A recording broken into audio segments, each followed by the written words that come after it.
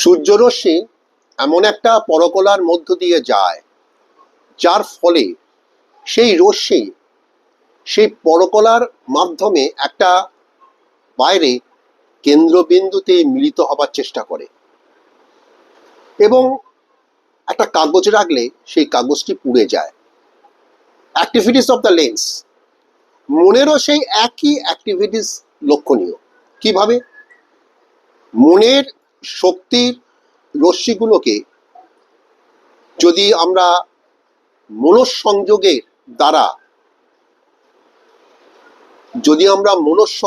দ্বারা আরো আলোকিত করতে পারি, তাহলে সেটি একটা বিন্দুতে মিলিত হবার জন্য দৌড়ে অগ্রসর হবে।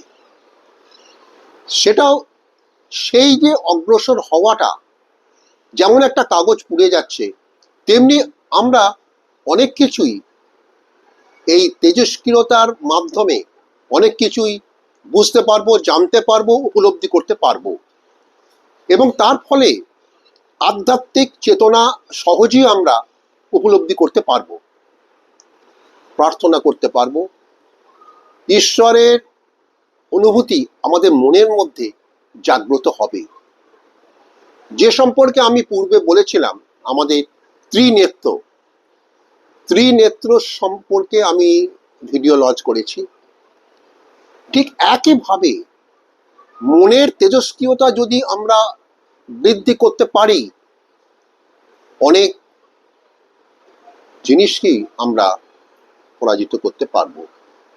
আমাদের মন হবে সতেজ, আমরা অনেক কিছুই সহজে জয় করতে পারবো।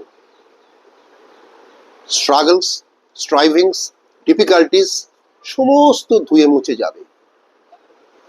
মনের মধ্যে কোনো কিছুই থাকবে না, শুধু থাকবে আমাদের একটা প্রবল ইচ্ছা, যে ইচ্ছা অনেক কিছুই জয় করতে সাহায্য করবে। নমস্কার।